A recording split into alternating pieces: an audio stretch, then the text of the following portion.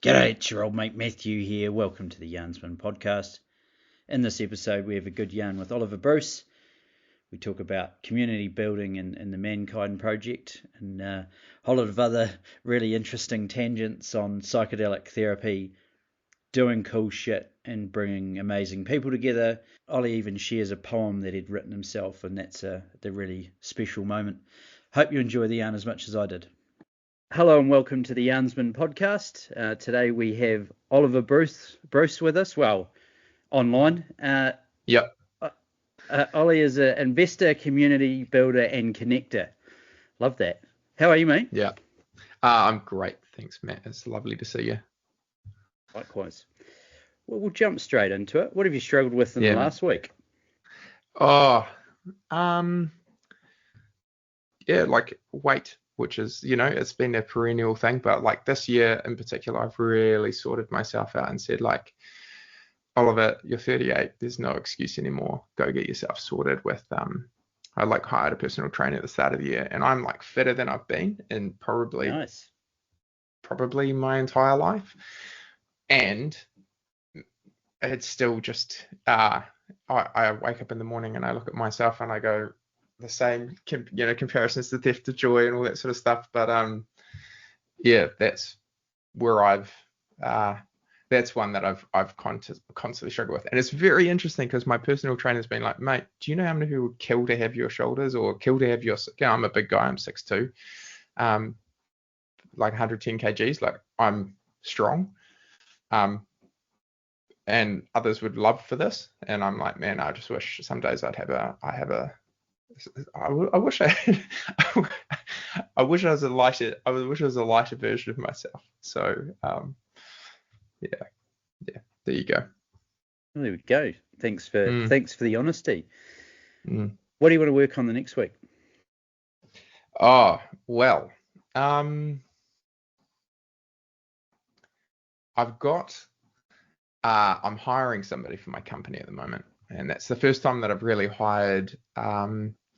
So I run an investment company, right? It's me investing. I was very lucky to make some money earlier in my career, and so I just go around and invest in companies that are really cool. I work on like climate tech, so companies that are hopefully going to make a meaningful contribution into the climate change challenge that we face by building products that I think are going to have really kind of leveraged impact. And until now, I've kind of largely done it by myself, right? And so I'm at this point where I've really reached the capacity of what I can do myself. And it's a very exciting project to add somebody. And I've never, I've worked in like large tech companies and VC or venture capital and things, but never like had to go out and hire a team.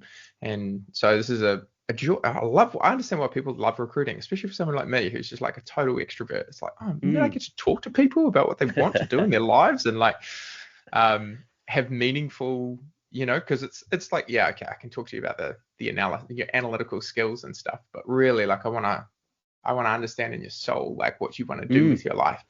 And that is like the things that are important to me and what I want of the person that I want to work with. And so I've been really kind of going quite deep into that with the team of advisors that I work with. And then the sort of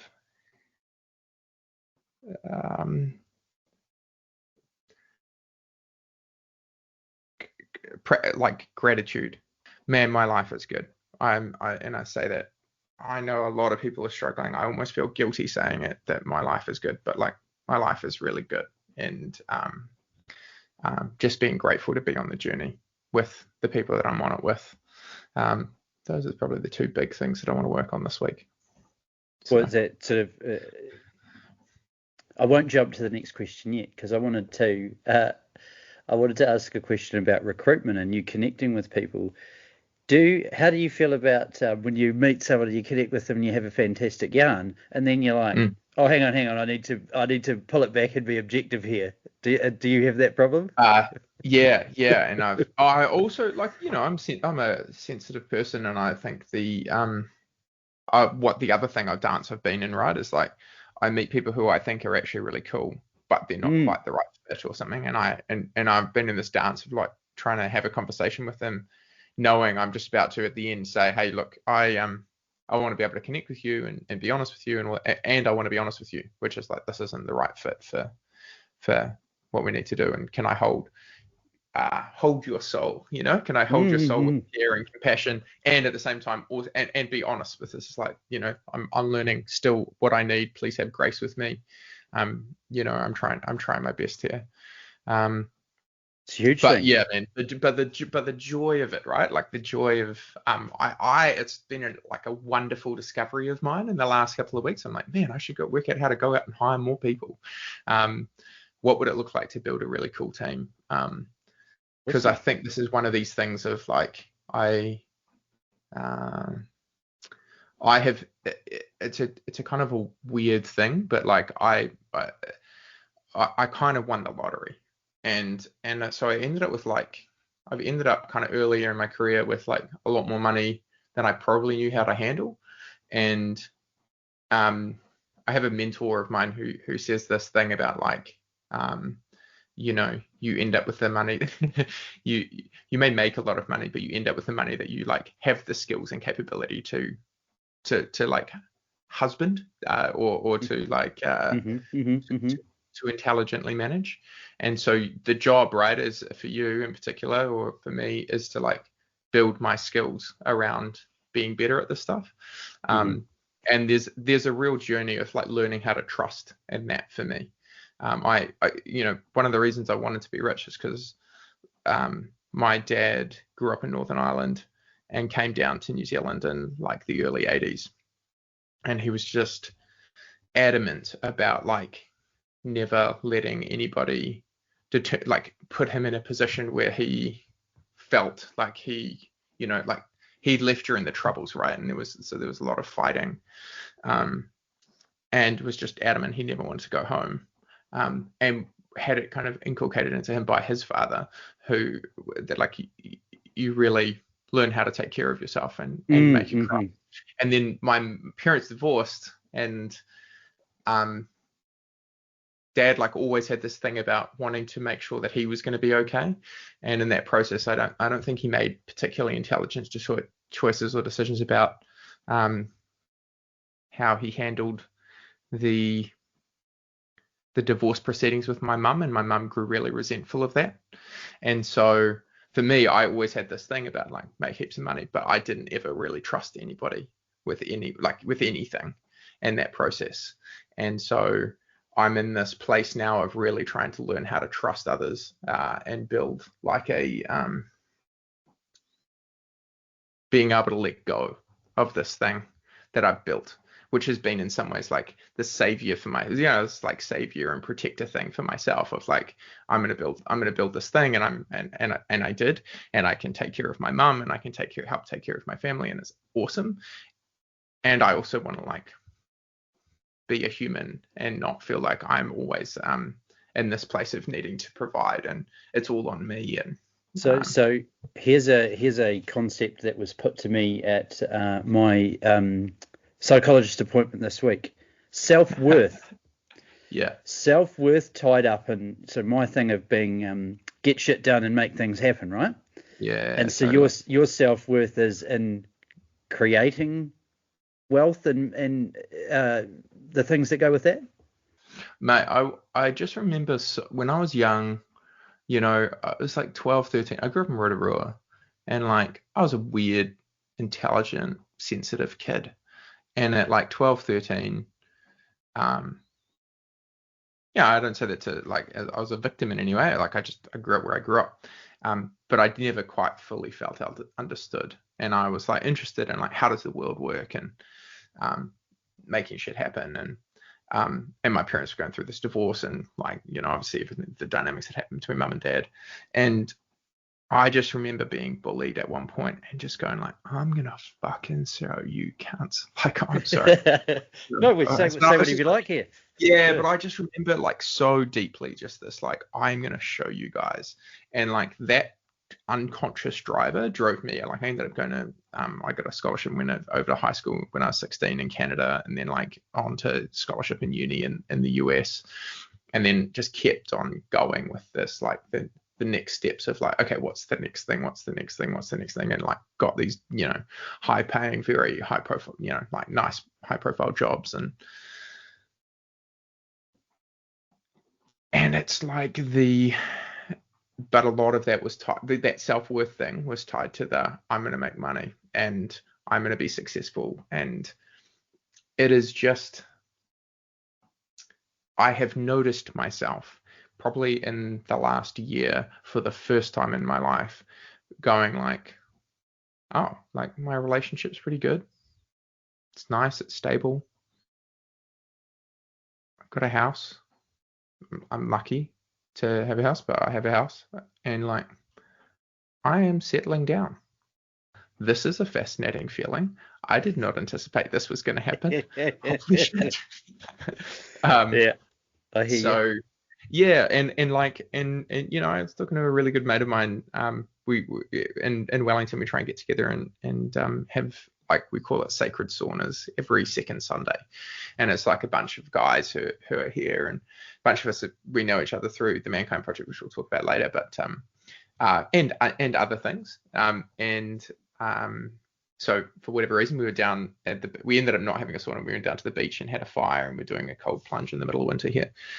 And he was sharing with me that he was like, I have been I've been building companies for a long time, and I'm in this place of the company's going okay. It's not going great. It's not going terribly, but it's just going okay.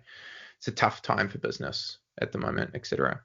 But I'm sitting with the fact that, like, I have 2 kids and I'm got a partner that I love, and like he's just recently in the last year got into IFS therapy, which is like internal family systems. It's like a totally amazing form of therapy, which is about, like, you talk about the parts of yourself. So like, hey, there's this part of me that hates this, and there's this part of me that loves this, and you learn about those parts, like that framing, right? The idea of parts is actually like the method by which you can start to look at elements of yourself. So you say, oh, cool. So what is that part that hates this thing? What is that protecting? And what's underneath that? And you can learn how to, like, it's just the most that's beautiful. amazing. It is the most beautiful and awesome counseling method I've ever seen, because it is like everything that we think is fucked up about ourselves is like actually just us trying to, like, protect something that got hurt in the past. And if you can like get to the nugget of what that is, you can free yourself.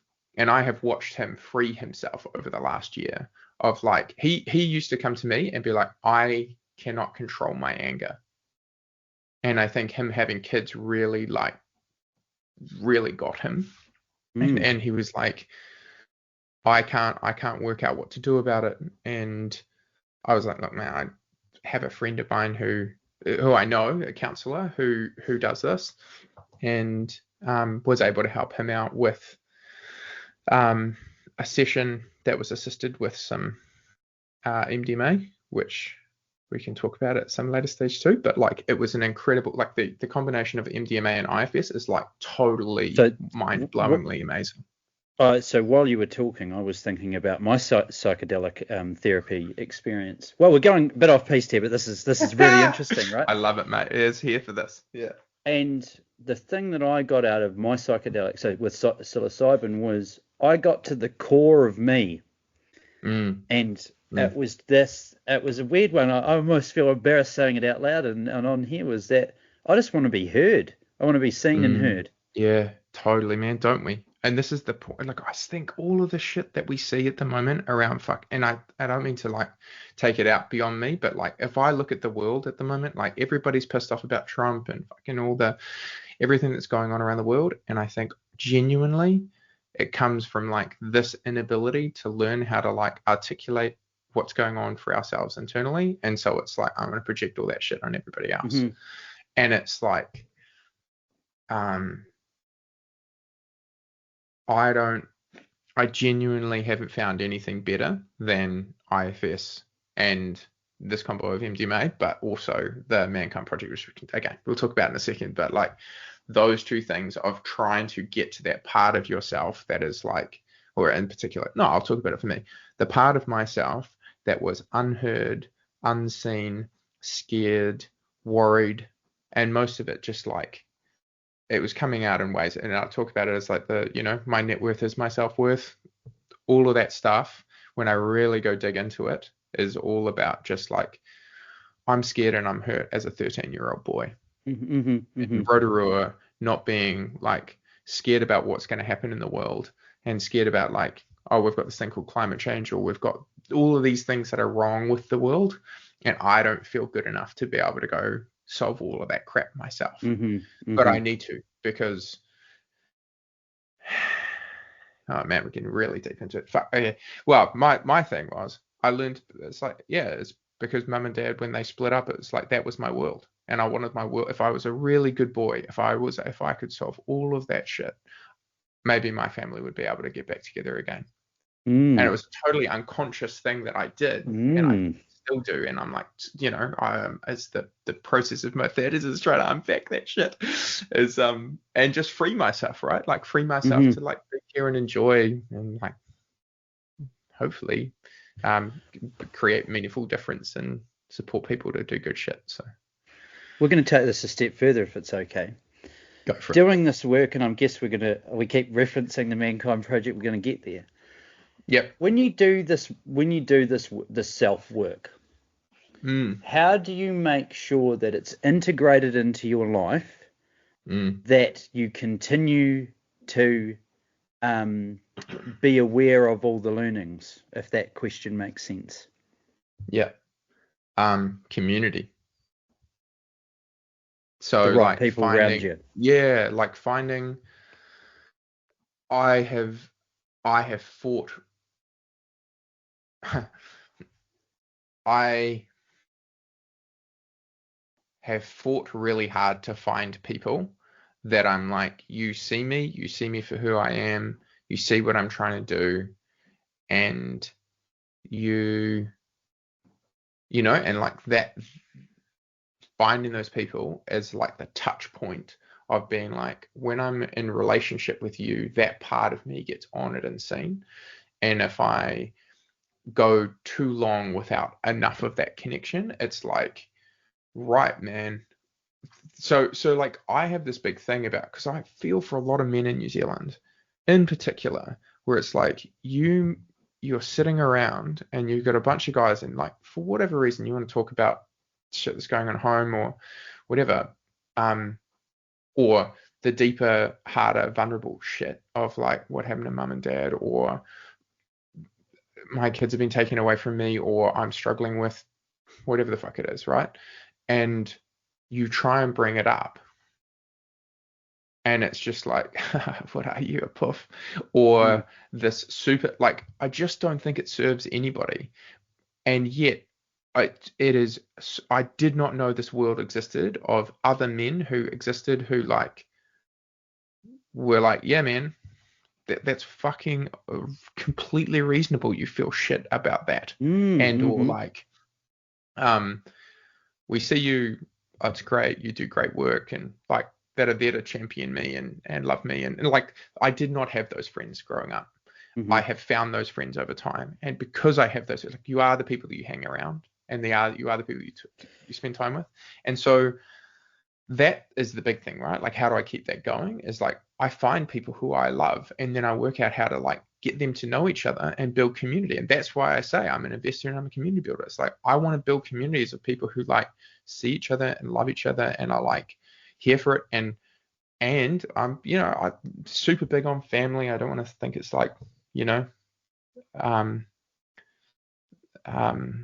some liberal woke thing. I fucking hate that terming, but like, no, but it's like, I'm like, what I'm here for is good quality, authentic connection and relationships, right? Like, I want people who, I want to spend time with people who are good people.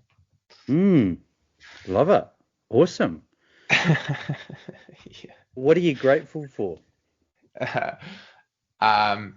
Oh man, I wake up grateful most days. I have a preposterously interesting life. Like, I remember someone asked me a little while ago, like, did you expect to be doing this when you were a kid? And so my dad died 3 years ago. And when we were going through all of his stuff, I discovered these books from me that I had been writing in when I was 14. And it was like giant, it was like it was like crazy inventions. It was like I was designing airships that would like go out and to be hospitals in Africa, and new kinds of super yachts. And like, I Oh, was, my parents would call it delusions of grandeur, but I just was like, I just remember being like, I want to work on cool, interesting shit, and I want to like hopefully make a positive difference in the world. And I want to meet interesting people like doing those things. And I wanted to meet inventors. I'd heard about inventors. I heard that these things were invented. They are cool. They make interesting things. And like, that's what I do on a day-to-day basis. Or I just meet founders who are building epic companies, and like, oh yeah, you're building electric hydrofoils, like a giant electric hydrofoil ferry company, like fucking dope. Like, or I'm on the board of a company that it's actually a hilarious story. In 2008, an IP lawyer, the deputy mayor of Christchurch, a university professor, and a priest got in a room together. And like, it does sound like the start there's of a a joke, joke right? in there, right? Yeah, yeah, yeah. There is a joke in there, but what they worked out is they're like, hey, the university professor was like, I once microwaved a potato for an hour by accident, and the whole thing turned into carbon. And the insight was like, we needed to work out how to lock up carbon when we chop down a tree so that we can provably show that the wood isn't going to decompose and be re-released to the atmosphere. So they started microwaving trees. And this was in 2008, 2009. And like long, 17 years later, that is now it's called a company called Carbonscape. It's based in Blenheim. It is making the world's best graphite in terms of performance and cost out of trees. Like, we undercut the Chinese on their synthetic production stuff, and in terms of performance, and in terms of carbon neutrality, and in terms of everything else.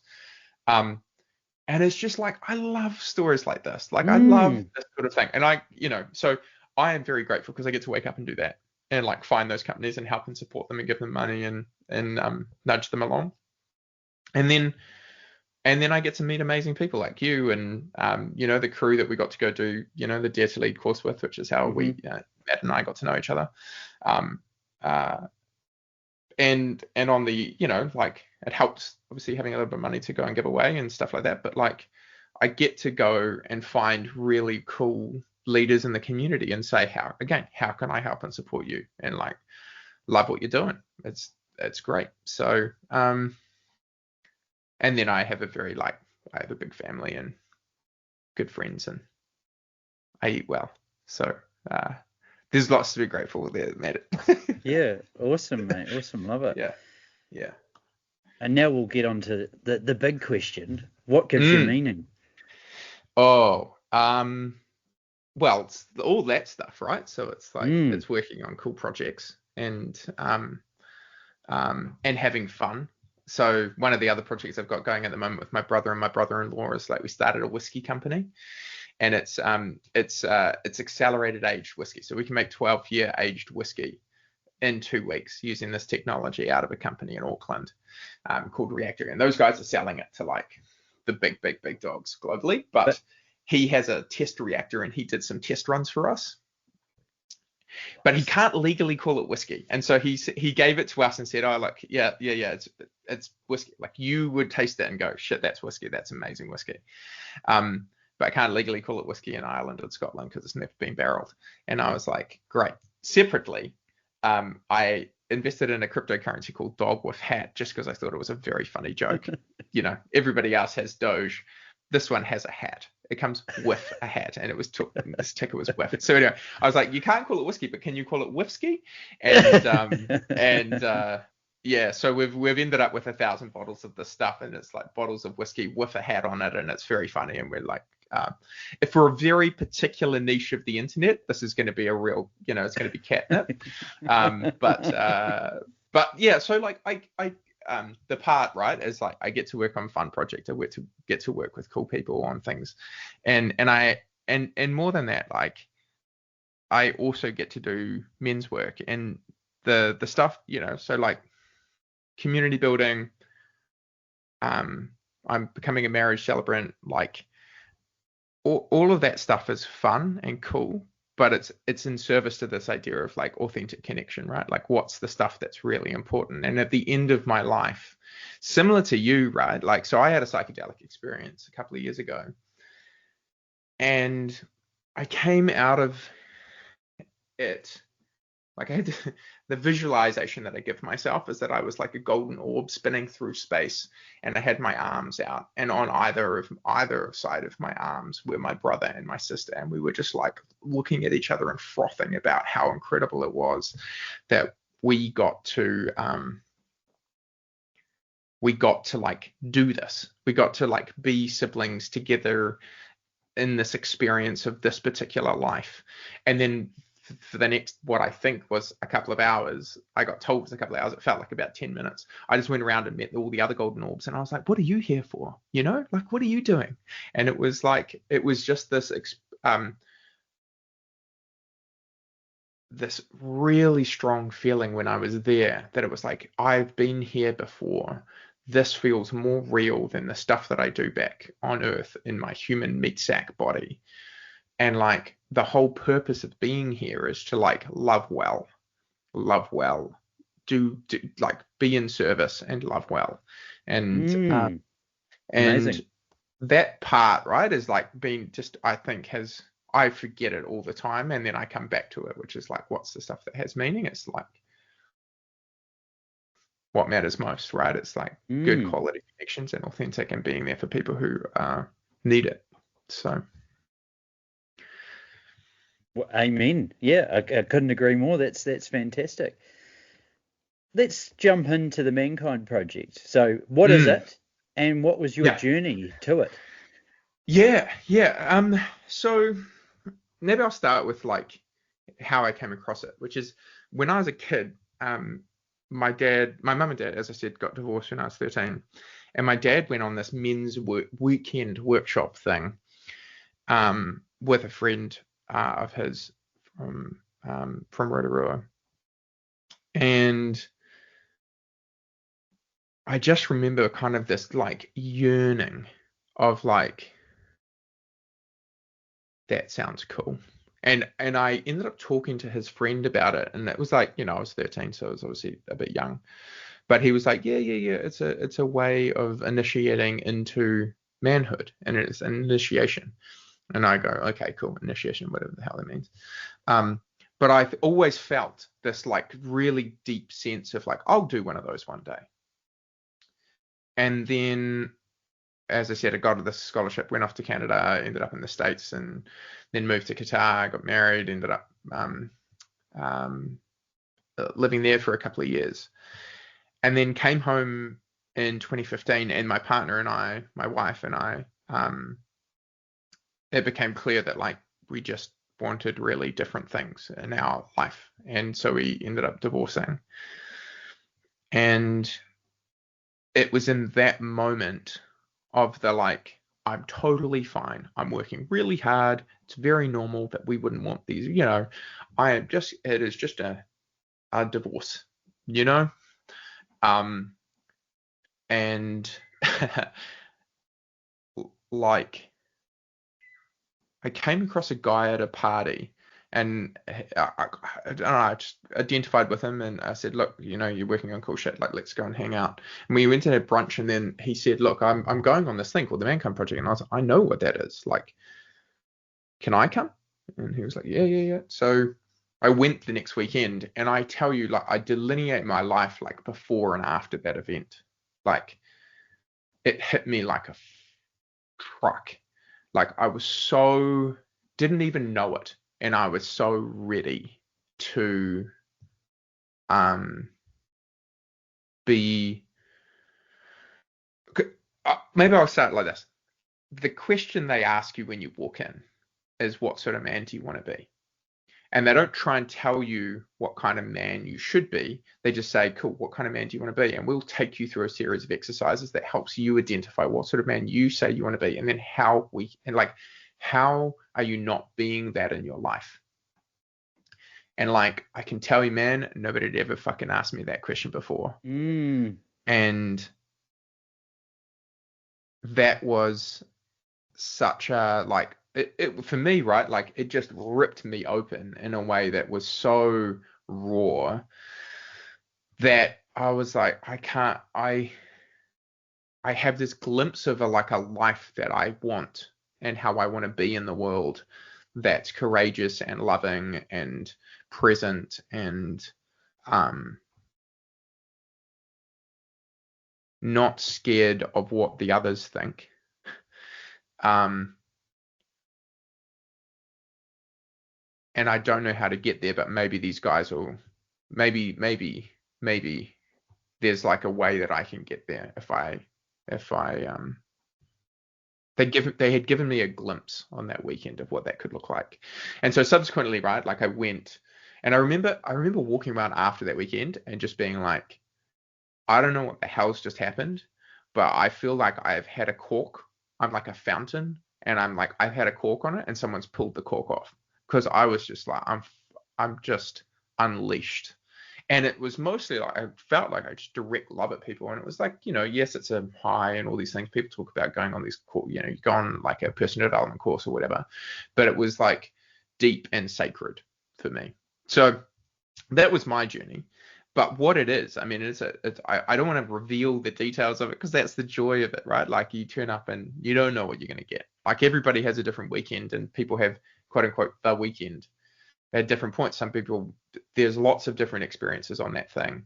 There's a bunch of workshops, but it is it's deeply grounded in the Carl Jungian, like the Jungian or Carl Jung hero's journey. And so this idea of how do we initiate ourselves, delineate ourselves between where we have been to where we are going. And like, that is when I feel like I stood up and was like, as a man, this is how I want to be. I want to be a man. I don't want to be some boy. And like, no one had come for me when I was 11 or 13 or 17 and said, okay, we're going to make you do this thing.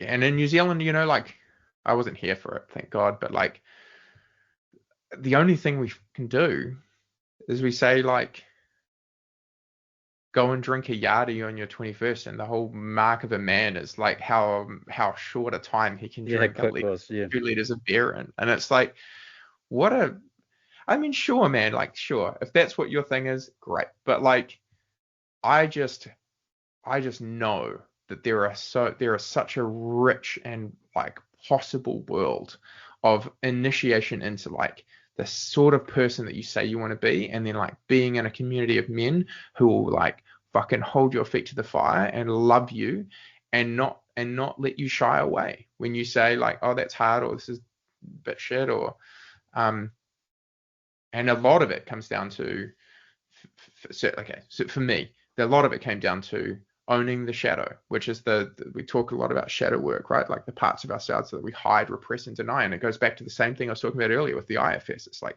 those little wounds and things that have happened to you in your past where we didn't have the skills at the time to be able to say the shit, or say the thing, or do the thing that was required to keep ourselves safe. And so we like put these protective mechanisms on top of us. And that hubris, that craft of stuff accumulates over the years and like robs us of our joy, or robbed me of my joy. And so this is what it's about. Like, that's where I get my meaning. It's like MKP, or the ManKind Project, like, as an organization, and there's like lots of other men's work organizations that exist. MKP's been around probably the longest. Like, it started in the 80s with a bunch of dudes who were like, hey, we love our wives, it's great, feminism, woohoo, like super on board with it, right? As an idea, conceptually, like, women need to stand up in their power, and like, there's been a bunch of shit that's gone wrong, and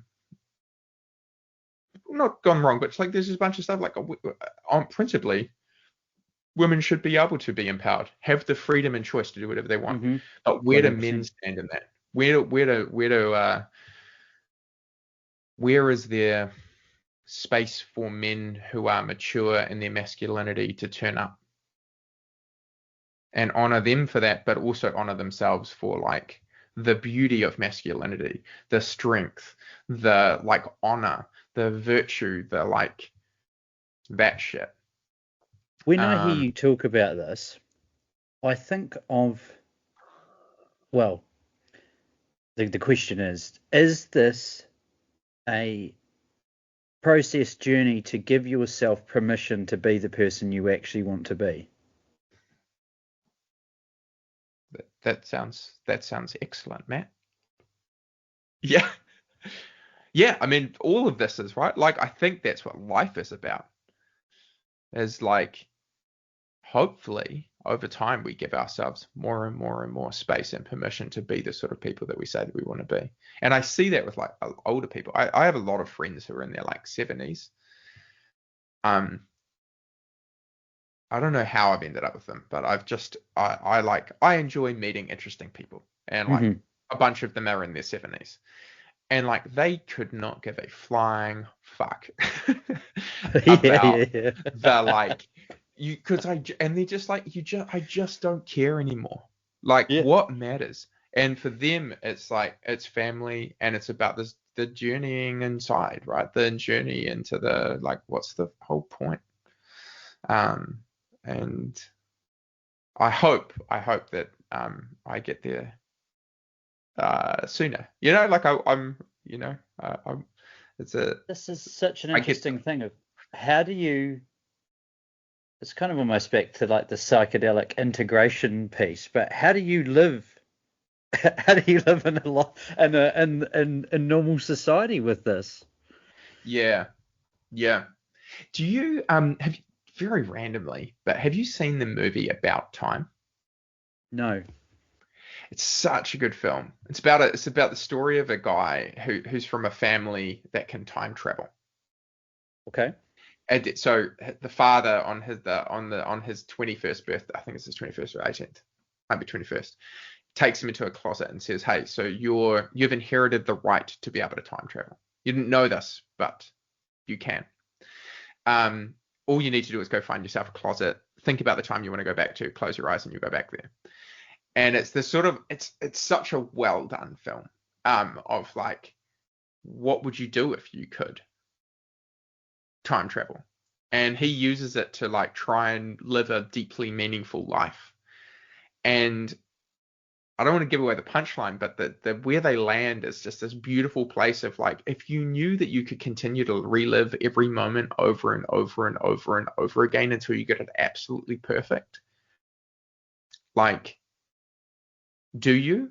Or do you just find that you end up going like, I can make everything perfect, but actually that kind of removes all of the joy and the wonder and the like spontaneity of why we exist, like why we're here. And I think the dance that I've been in, and you know, part of the whole like I'm getting older, I'm 38, I'm like confronting my own mortality. I've had friends of mine who are starting to get sick, and like luckily nobody's died, but like people are, you know, it's like starting to get the scares, right? Like my dad died 2.5 years ago at 65. Like it's like, fuck, we've got such a short time here on this iteration of being alive.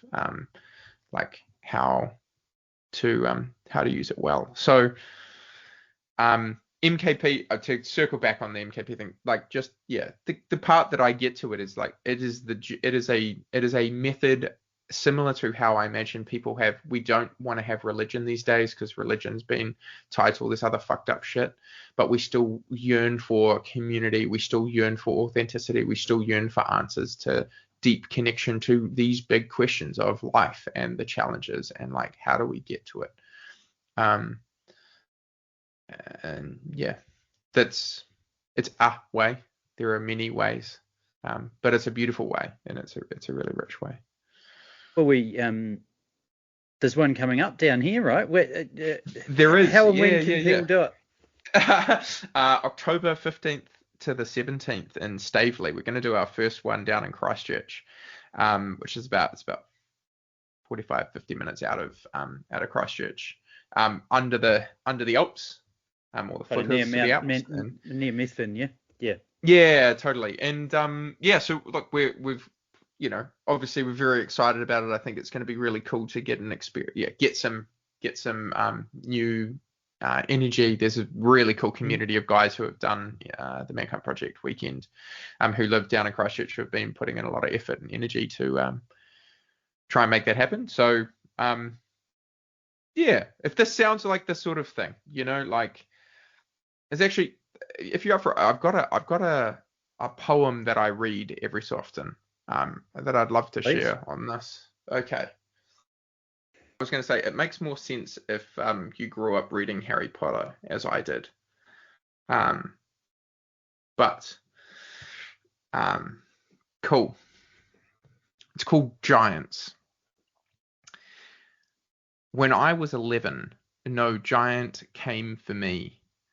Tracked me down to some far-flung island, bashed down the door, yelled at those entrusted with my care, that how dare they not tell me who I was. But we don't, these days, tell our boys they're needed. Of the deep magic in them, they only need grasp to know of their own magnificence. And we wonder why they killed themselves. I don't. I've been close more times than is fair, this big heart in my chest beating, radiating the most fierce love, terrified that someone might see. So don't show it. Harden up. She'll be right. We're so scared to let ourselves love, to play, to laugh, to get angry. And so these masks come up, shielding us from being and knowing our truest selves. There are giants who see right through that. I know. I've met them. They don't crash down doors or ride flying motorbikes, and I've never met their pet dragons called Norbert. But they'll come for you if you ask. Take you to the bush, stand next to you while you find that innocence you had as a boy. Show you your gold and the wounds and how to honor all of it. Stand ground while you alight, burn to ashes, and emerge anew, a fire phoenix. And then, when it's all over, disappear back into the world, walking amongst us, mighty Codys in a world of pulp pine. I wish 11-year-old me had known they existed, been told that one day I'd meet myself in their presence, and that I didn't need to be scared. So if you know of that ache, if that touches you somehow you can't explain, come talk to me and let me tell you of the giants. Mate, that's awesome. That's special. Thanks. Yeah, Yeah. I love it. I've met some like incredible men through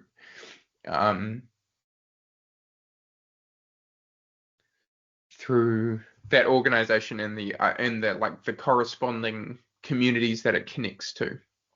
And I had like yearned for it for so long, and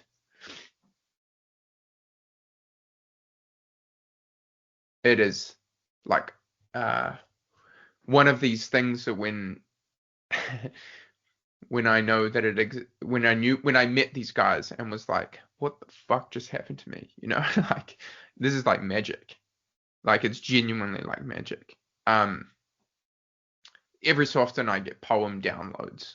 Yeah, like I write poems and sometimes they're like really hard to write and sometimes they're just like that one. And I like woke up at 4 a.m. and I was just like, doof, it just came through. Oh, sorry, you wrote that?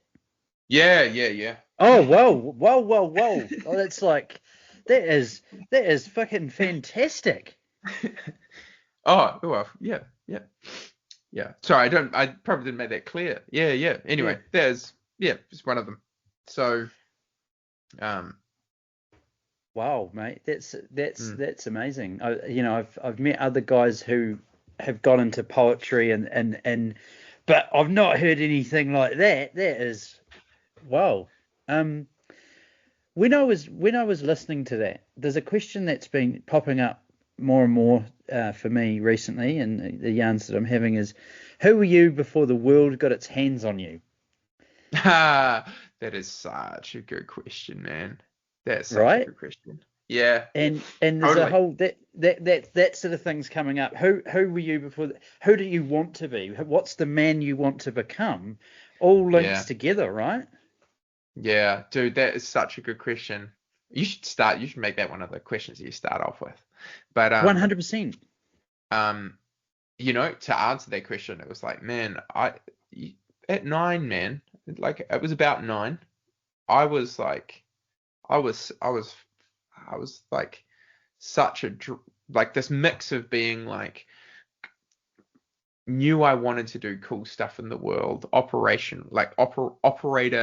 I was good at doing stuff, like I used to love building dams and like but dreaming about I used to make Thunderbirds Islands and like I don't know if you ever watched Thunderbirds. It was the coolest, Yeah, yeah, yeah, coolest. Yeah, yeah, yeah. So like I'd make my own Thunderbirds Islands and then build dams and I, I just and was like a sensitive and really caring kid. And then yeah, I mean, and I say this with full love for Rotorua. Um, it just that's a tough act. um, to be like a bit of a dreaming kid who's who's sensitive and thinks about how do you make the world like a safe and wonderful place. So um, had that yeah, a bunch of yeah. that, like just not that's not a safe place that you can go hang out in. And it's again, right, like part of the joy of growing up has been that I got to um, find a way to express that part of myself and honor the 9-year-old. So Cool, man. I think the question I would like to wrap up this fantastic yarn with is, how do you help lower the mental barrier for guys that mm, might be interested or yeah, curious yeah. about the ManKind project? What would you say to Well, them? give me a call. I mean, probably, or give anybody who's been through MKP a call. Like, um, or just like go on the website. We'll and say I'm interested in coming, and then we'll give you a call. Um, but also as well, like if you're interested, there are yeah podcasts of like the what we would probably call the mythopoetic tradition, right? Like this idea of like the mature masculinity, or like go and check out podcasts on anything to do with like mature masculinity, you know. Um, and in the Mankind Project in the US actually has a podcast as well, which you can go and listen to if you want to understand a bit more about like the origins of it or who people are about it. Um, but it's such a like it to me, right? It represents what it has been for me has been a counter to this like Andrew Tate Mm-hmm. world of like, hey, the world's not going super well, or I look around and I'm Manosphere. scared, Mm. so I'm gonna like get super hyper aggressive and like that's how I'm gonna exist in the world. Is like just to fucking dominate. And Mm-hmm. I think that doesn't serve them, and I think it doesn't serve the people around them. Um, they may think it does, and that's obviously the thing, but like true leadership, um, as I've seen it, right, comes from this place of like actually being vulnerable and like leading from the heart and the head and being intelligent and nuanced and like